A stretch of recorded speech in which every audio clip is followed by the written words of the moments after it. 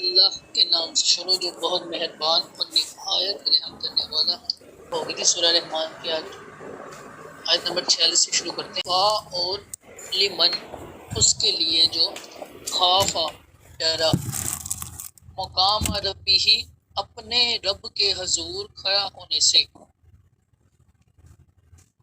جنتان دو جنتیں ہیں، فَبِأَيِّ آلَاءِ رَبِّكُمَا تُكَذِّبَانِ تو تم دونوں اے جن و انسان اپنے رب کی کون کون سی نعمتوں کو جھٹلاؤ گے۔ اور جو اپنے رب کے حضور کھڑے ہونے سے ڈریں ان کے لیے اس کے لیے دو جنتیں ہیں، تو تم دونوں اپنے رب کی کون کون سی نعمتوں کو جھٹلاؤ گے۔ اب ان دونوں آیات کی تفسیر دیکھتے ہیں۔ یہاں سے اور جو اپنے رب کے حضور کھڑے ہونے سے ڈرے، یہاں سے اللہ تعالیٰ کی وہ نعمتیں بیان فرمائی ہیں جو اس نے اپنی بارگاہ میں کھڑے ہونے سے ڈرنے والے متقی اور مومن بندوں کے لیے تیار فرمائی۔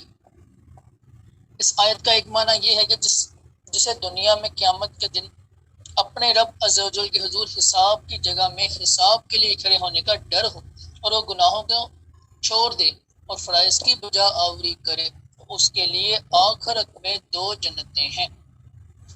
اس معنی کی تائید اس آیت مبارکہ سے بھی ہوتی ہے۔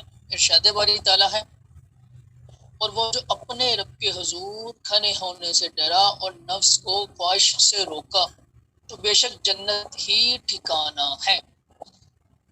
دوسرا معنی یہ ہے کہ جو اس بات سے ڈرے کہ اس کے تمام اعمال اللہ تعالیٰ جانتا ہے اور اس کے اعمال کی نگرانی رکھتا ہے، اور اس خوف کی وجہ سے وہ بندہ گناہ چھوڑ دے تو اس کے لیے آخرت میں دو جنتیں ہیں۔ اس معنی کی تائید اس آیت سے بھی ہوتی ہے۔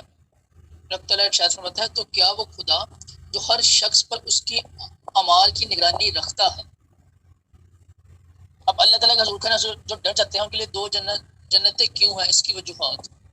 سب سے پہلی، ایک جنت اللہ تعالیٰ سے ڈرنے کا صلہ ہے اور ایک نفسانی خواہشات ترک کرنے کا صلہ ہے، اور دوسری وجہ ایک جنت اس کے درست عقیدہ رکھنے کا صلہ ہے اور ایک جنت اس کے نیک اعمال کا صلہ ہے۔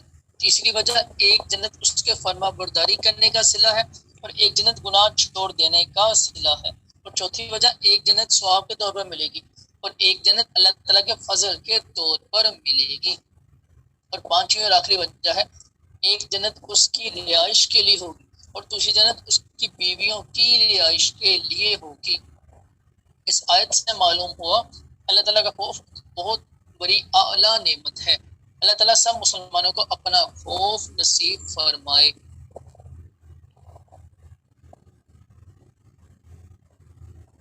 امیر المومنین حضرت عمر فاروق رضی اللہ تعالیٰ عنہ کے زمانہ مبارکہ میں ایک نوجوان بہت متقی و پرہیزگار و عبادت گزار تھا، حتیٰ کہ حضرت عمر فاروق رضی اللہ عنہ بھی اس کی عبادت پر تعجب کیا کرتے تھے۔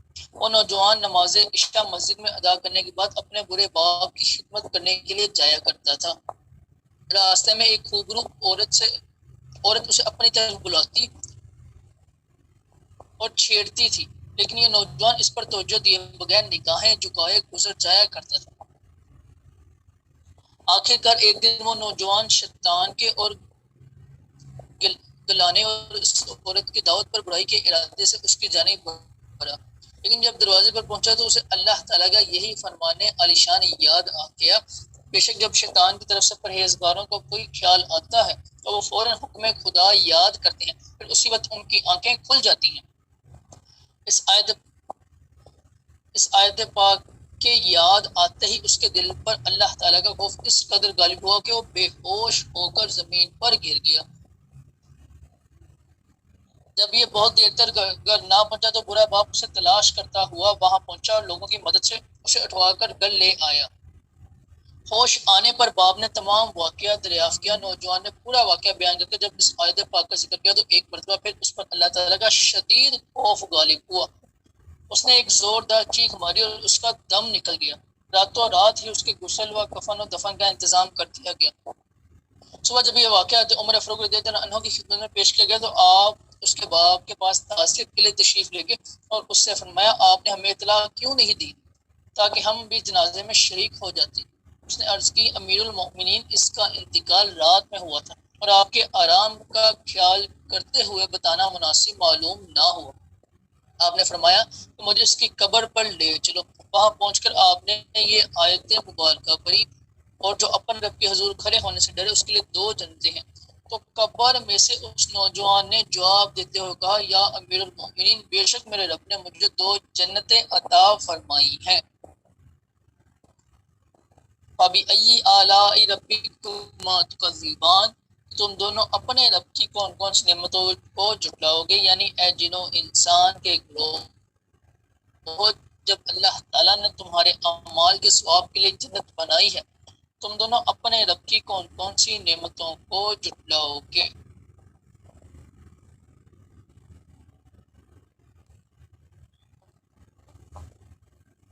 آگے آیت نمبر 8، افنان، شاخوں والیاں ہیں۔ زواتا افنان، شاخوں والیاں ہیں، تو وہ دو جنتیں شاخوں والیاں ہیں۔ ابھی ای آلاء ربکما تکذبان، تو اپنے رب کی کون کون سی نعمت کو جھٹلاؤ گے۔ ان دو آیات کی تفسیر دیکھتے ہیں۔ یہاں سے ان دو جنتوں کے اوصاف بیان کیے جا رہے ہیں۔ چنانچہ ارشاد فرمایا کہ ان جنتوں ایک بس یہ ہے کہ وہ دونوں جنتیں پھلوں سے لدی ہوئی شاخوں والی، اور ہر شاخ میں قسم قسم کے میوے ہیں۔ تو تم دونوں اپنے رب کی کون کون سی نعمتوں کو جھٹلاؤ گے، یعنی جن و انسان کے گروہوں اطاعت گزاروں کو ایسا ثواب دے کر اللہ تعالیٰ نے جو تم پر انعام فرمایا، تو ان میں سے تم دونوں اپنے رب عز و جل کی کون کون سی نعمتوں کو جھٹلاؤ گے۔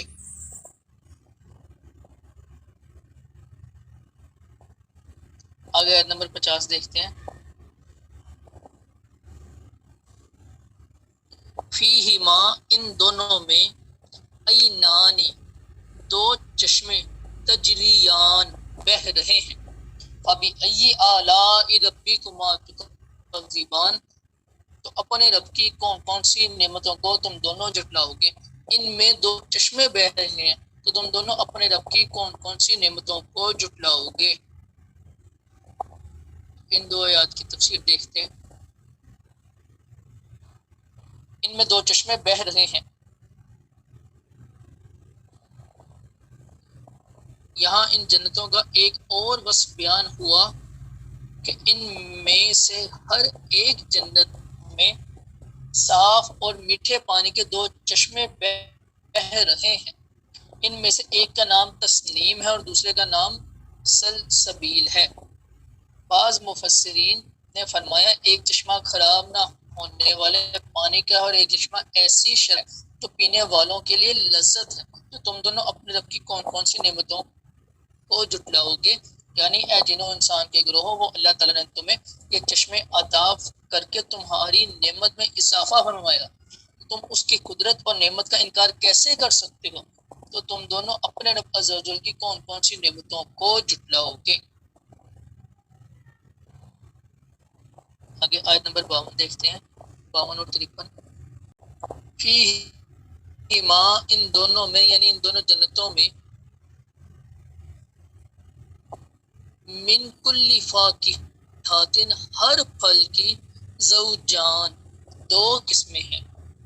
ان دونوں جنتوں میں پھل کی دو دو قسمیں ہیں۔ ابھی ای آلاء ربکما تکذبان، تو تم دونوں اپنے رب کی کون کون سی نعمتوں کو جھٹلاؤ گے۔ ان دونوں جنتوں میں ہر پھل کی دو دو قسمیں ہیں، تو دو قسموں سے مراد یہ ہے کہ بعض وہ پھل ہیں جو دنیا میں دیکھے گے، اور بعض وہ عجیب و غریب پھل ہیں جو اس سے پہلے کبھی نہ دیکھے گے۔ یا اس سے مراد یہ ہے کہ بعض پھل خشک ہیں اور بعض تر، یا یہ مراد ہے کہ بعض پھل خالص میٹھے ہیں اور بعض ترشی کی طرف مائل ہے۔ تو تم دونوں اپنے رب کی کون کون سی نعمتوں کو جھٹلاؤ گے، یعنی جنوں انسان کے گروہ، تم ان لذیذ نعمتوں میں اپنے رب عز و جل کی کون کون سی نعمتوں کو جھٹلاؤ گے۔ آگے آیت نمبر 54 اور 55 ہے۔ متکئین، تکیہ لگائے ہوئے، الا فروشن بچھونوں پر، بطائنوہا ان کے اندرونی حصے، من استبراق موٹے ریشم کے ہوں گے، اور جنل جنتین دونوں جنتوں کے پھل دانن چکے ہوئے ہوں گے۔ جنتی ایسے بچھونوں پر تکیہ لگائے ہوئے ہوں گے جن کے اندرونی حصے موٹے ریشم کے ہیں اور دونوں جنتوں کے پھل چکے ہوئے ہیں۔ فَبِأَيِّ آلَاءِ رَبِّكُمَا تُكَذِّبَانِ تو تم دونوں اپنے رب کی کون کون سی نعمتوں کو جھٹلاؤ گے۔ بچھونوں پر تکیہ لگائے ہوں گے، یعنی جنتی لوگ بادشاہوں کی طرح آرام اور راحت سے ایسے بچھونوں پر ٹیک لگا کر بیٹھے ہوئے ہوں گے جن کے اندرونی حصے موٹے ریشم کے ہوں گے۔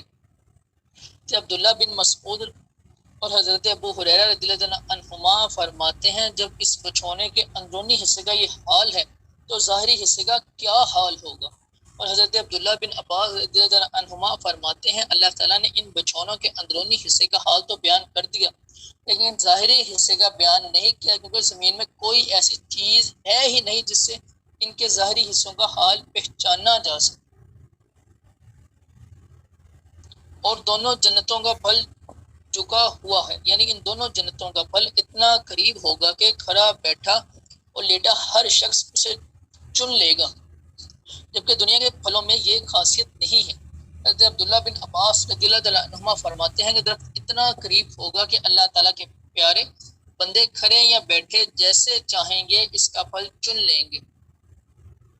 ابھی ائی آلاء ربکما تکذبان تو تم دونوں اپنے رب کی کون کون سی نعمتوں کو جھٹلاؤ گے، یعنی جنوں انسان کے گروہوں ان لذیذ اور باقی رہنے والی نعمتوں میں سے تم دونوں اپنے رب عز و جل کی کون سی نعمتوں کو جھٹلاؤ گے۔ یہ تھا آیت نمبر 55 تک کا سمرا سورہ رحمان کا۔